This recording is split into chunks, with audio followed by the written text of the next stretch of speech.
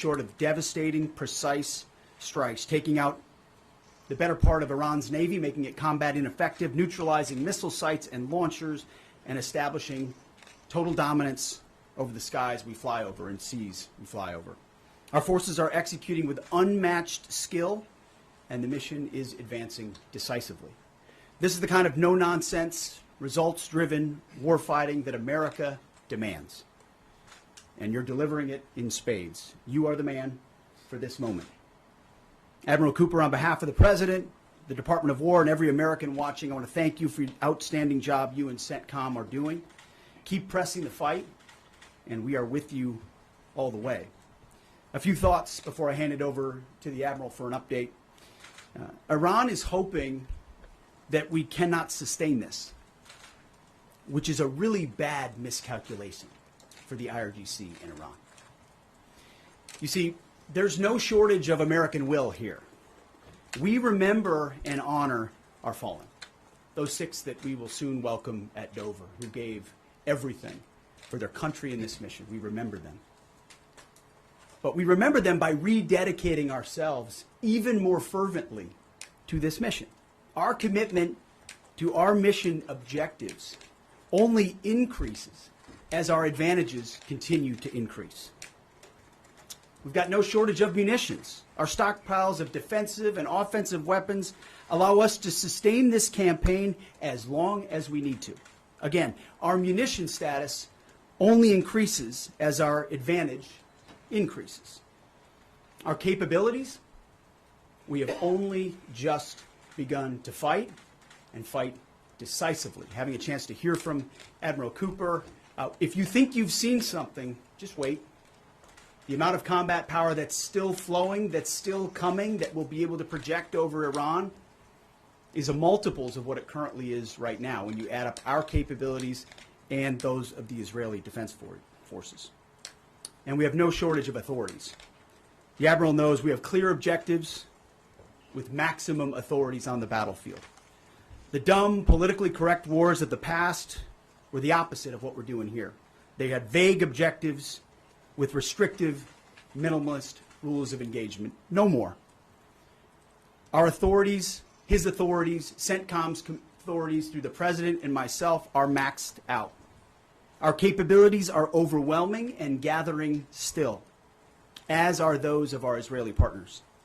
Our munitions are full up, and our will is ironclad, which means our timeline is ours and ours alone to control. As long as it takes to ensure the United States of America achieves these objectives. And as we flow more forces, and as we flow more capabilities, and as our munitions, as we're flying over the top, have even more devastating effects, we set the tempo, we set the timeline, led by the commander on the ground. Our ear is to the ground to listen to Admiral Cooper. What he needs and what he needs, he will get. We are built for this fight, and we are in it to win it. And we have the right commander in the lead. So I'll now hand it over to Admiral Brad Cooper to give you an update right here from CENTCOM. Admiral. Mr. Secretary, first, thank you very much and good afternoon, and welcome to U.S. Central Command Headquarters, America's warfighting headquarters. It's great to be here alongside the Secretary and representing the more than 50,000 men and women in uniform currently executing Operation Epic Fury. So, Mr. Secretary, first, thank you very much for your leadership and support and the very clear vision and objectives that you've given us to allow us to use overwhelming force against the Iranian terrorist regime. And thanks to all of you for attending today, and welcome to Tampa. We are now starting our 6th day of a historic mission to eliminate Iran's ability to threaten Americans. We are, if I could channel my inner Navy officer, we are at full speed ahead in executing orders given by leadership in Washington. The President and Secretary Hegseth have been crystal clear in their expectations, and we are at a high level of execution. As described by the Secretary and earlier this week by me, U.S. combat power is building as Iranian combat power declines. Our air dominance allows us to hit Iran's center of gravity with overwhelming power and reach. A couple of examples. In just the last 72 hours, America's bomber force has struck nearly 200 targets deep inside of Iran, including around Tehran. And in just the last hour, U.S. B-2 bombers dropped dozens of 2,000-pound penetrator bombs targeting deeply buried ballistic missile launchers. Notably, we've also struck Iran's equivalent of Space Command, which degrades their ability to threaten Americans. Then, if I just look back over the last 24 hours of the operation compared to where we were at its start, ballistic missile attacks have decreased by 90% since day one. Drone attacks have decreased by 83% since day one. Having said this, we remain vigilant. Our strikes against the Iranian Navy have intensified. You may have heard the President say just a little while ago that we have sunk or destroyed 24 ships. That was true at the moment. We're now up over 30 ships. And in just the last few hours, we hit an Iranian drone carrier ship, roughly the size of a World War II aircraft carrier, and as we speak, it's on fire. The President gave us another task, to raise or level Iran's ballistic missile industrial base. So we're not just hitting what they have, we're destroying their ability to rebuild. And so as we transition to the next phase of this operation, we will systemically dismantle Iran's missile production capability for the future, and that's absolutely in progress. This is going to take some time, but our forces are well supplied, as the Secretary said, and we are absolutely ready to prosecute this mission decisively. Our combined joint forces have relentlessly destroyed Iran's air defenses over the past few days, and they've continued hunting for more systems to kill. Our air defenders are operating at the very top of their game. I couldn't be prouder, shoulder to shoulder with our partners in the region in many cases, providing the most integrated air defense network in Middle East history. We are fighting to win. Through combined U.S. and Israeli combat power, we will continue decimating Iran's ability to project power outside its borders. And if I can just conclude by saying a strong salute to the brave men and women who are out on the pointy edge of this, really doing exceptional work. I just couldn't be prouder, and I know the American people share in that same pride. So thank you very much. Absolutely. And with that, we'll take a few questions. Yeah, right here. Sir, appreciate it.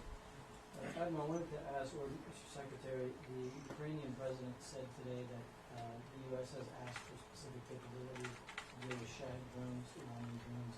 Can you guys talk about what you asked for, and has there been any surprises from Iranian capabilities that you guys have seen in the past 6 days? Go ahead. We're very familiar with Iranian's capabilities, and as you might imagine, we planned for it right from the outset, and I feel good about what the plan was. Like any good organization, we adjust as necessary to meet the environment, and we've made those appropriate adjustments. Absolutely. Right here. Thanks, Secretary Hegseth. I have two for both of you. One, was an American pilot shot down today in Iraq? And two, I've heard reports that there's enriched uranium stored in Isfahan. I've also heard reports that there's not a lot of bombing there. Is that on purpose? Do we believe there's enriched uranium there? And would we ever send special forces to secure it? As CENTCOM pointed out, that those reports of an F-15 being shot down are false. As you can imagine, Iran is doing everything it can to peddle in lies, deception, and inflation of numbers and reality, mostly to propagandize to their own people. Right? They've shut down the internet. They're hoping they can convince their own population that they're having success. One thing one of their leaders said recently is that 500 Americans have been killed, they claim. These are lies. The lies will continue. CENTCOM will continue to debunk those lies. So, and as often is the case in conflict, first reports are often wrong. As it pertains to nuclear material and things like that, one of the objectives the President has always said is that Iran will not have a nuclear bomb, nuclear capabilities, but we would never disclose what we will or will not do inside operational plans. So Admiral Cooper's got a plan. We're working that plan, and targets will be struck or not struck according to what we want to achieve. Yeah, right there. Secretary Hegseth, the President said earlier today in an interview that he would like to have a say in who's the next leader of Iran. Is this an expansion of your military objectives? Do you view it that way? And additionally, you spoke earlier today about how previous leaders have drawn resources from our hemisphere to the Middle East. Mm-hmm. How do you avoid that? Well, there's no expansion. Ultimately, I think the President's having a heck of a say in who runs Iran, given the ongoing operation we have. So there's no expansion in our objectives. We know exactly what we're trying to achieve. I think today's a great example of what this War Department is capable of doing. I was just in another part of Florida today where we announced, America's counter-cartel conference. 18 countries coming together from Central, South America, and the Caribbean, coming together to fight cartels. That is something that is ongoing. We're focused there. We're focused in the Indo-Pacific. We can mass combat power in CENTCOM. UCOM is able to support that as well. So we know we're laser focused on our hemisphere and our homeland. I mean, that's why we locked down the border. That's why we're working with partners to take on cartels. That's why we're sinking drug boats. That's why we're on the offense there. But the beautiful things about combatant commands is that, you know, Brad Cooper's laser focused on Central Command, just like Frank Donovan is laser focused on Southern Command. We can do both. That's what a global power can do.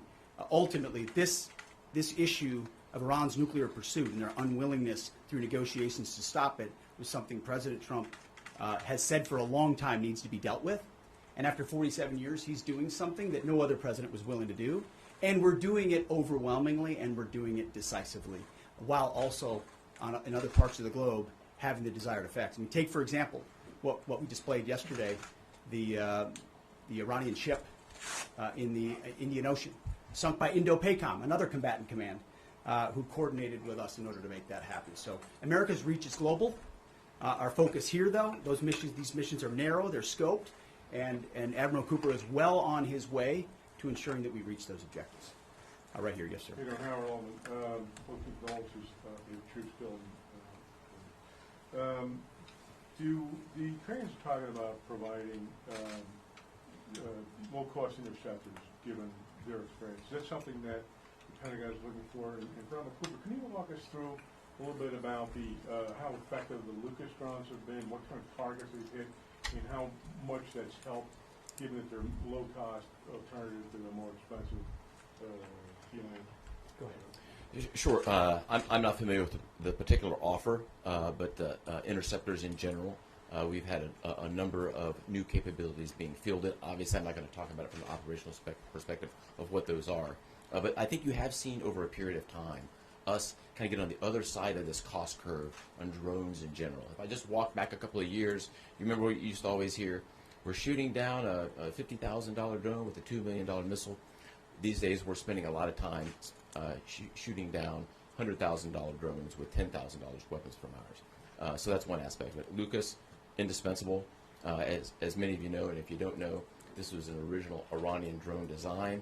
We captured it, pulled the guts out, sent it back to America, put a little Made America on it, brought it back here, and we're shooting it at the Iranians. Good targets. Good targets. Absolutely. Right there. Thank you so much, Secretary. President Trump, in his first speech after the launch of the Operation Epic Fury, he addressed Iranian people and he said that there is going to be a time for you to come out, but it's not now. Stay home. It's not safe. I want to know if there is a timeline for that you're going to urge Iranian people to come out, how that is going to play out, and how are you going to protect the protesters? You know that they're going to be shot probably, as we witnessed in January. That's what happened. How are you going to protect and support the protesters? And Admiral, I have one question for you. How are you going to minimize the civilian harms? We have a lot of evidence that the Basij units, IRGC commanders, they are now gathering in schools, in hospitals, in purely residential areas because their headquarters are bombarded, they are ruined, of course. So how are you going to protect the civilians while you're attacking the IRGC people hard? Thank you.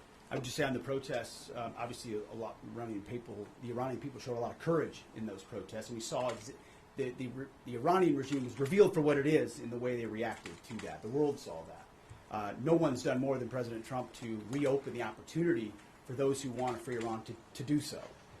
Ultimately, it's common sense, as he said up front. Don't go out and protest while bombs are dropping inside Tehran and elsewhere. So there will come a moment where he determines, or they determine, that it's the time to seize that advantage. But there's a lot of things we're doing and the Israeli military is doing, targeting those individuals who are targeting those who protest. The more you do that and you erode their will and you erode their capabilities, the more you create an opportunity for people to boldly stand up. Yeah, I would just reinforce the point. We're targeting the people, or we're targeting the headquarters and the people who are targeting the protesters, first and foremost. I'd also just double down on the president's comments that he previously made to the people: stay in your homes, keep things calm, stay out of the way. There's a lot of U.S. and Israeli capacity coming over. We're hitting a lot of targets. The best thing for them to do for right now is just to lay low. Right here. Secretary, one common outcome of American military action in the past has been taking in thousands of refugees into the American homeland, and I'm wondering if there's any safeguards put in place to make sure that the American people aren't having to have another wave of refugees from the Middle East or anywhere else come and stay here. I think it's safe to say there's no plan for a wave of new Middle Eastern refugees to the United States of America. I think, as the president has pointed out for a long time, there are a lot of countries in the region who would be capable of providing that kind of support if need be, but that's certainly not something we're planning on. Yeah, back there. Yeah. Yes, sir. Michael in Washington Times. I wanted to ask, I know, Semper Gumby is always a truism in the military. Did the British decision to refuse Diego Garcia have any impact on the mission itself? Did you have to adjust, or were you able to just completely, go with the mission without even worrying about that? Well, as the president stated, it was unfortunate that that the Brits didn't, from day one, say, "Hey, go ahead and have access." But we got there. We got there, and that's now part of the way that we're operationalizing bomber runs. And that's part of when we say more to come. It's more fighter squadrons, it's more capabilities, it's more defensive capabilities, and it's more bomber pulses more frequently. The amount of firepower over Iran and over Tehran is about to surge dramatically, and part of it is that we're going to have even more basing, and it's not just the UK. We've had other friends step up, and we're grateful for that. Maybe one more right here. Yeah, the Azeri president earlier today basically authorized his Minister of Defense to begin preparing troops for some type of retaliatory action after the airport strike. As the Department of War and CENTCOM been working on deconflicting with the Azeri if they were to move in or attempt something in retaliation?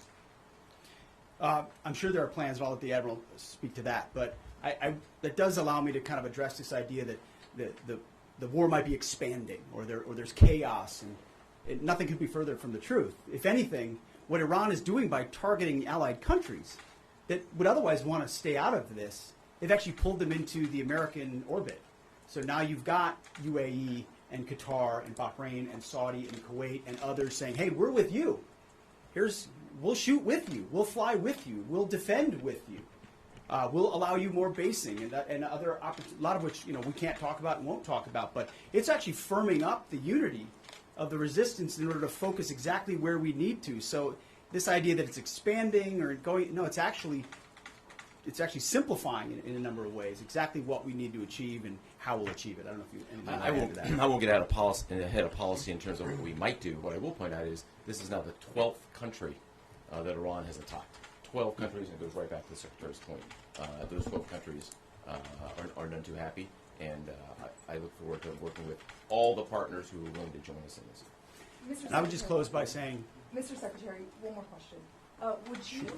What is your message to Americans who are concerned about security here at home with the change-up that we're going to see at the Department of Homeland Security? well, I think Christy Nome did an excellent job over there securing our border and keeping us focused on threats, and the President making a change. We all serve at the pleasure of the President. I'm sure Mark Wayne Mullen will do a fantastic job. He's been a friend of mine for a long time. But Christy did a great job setting us up for success.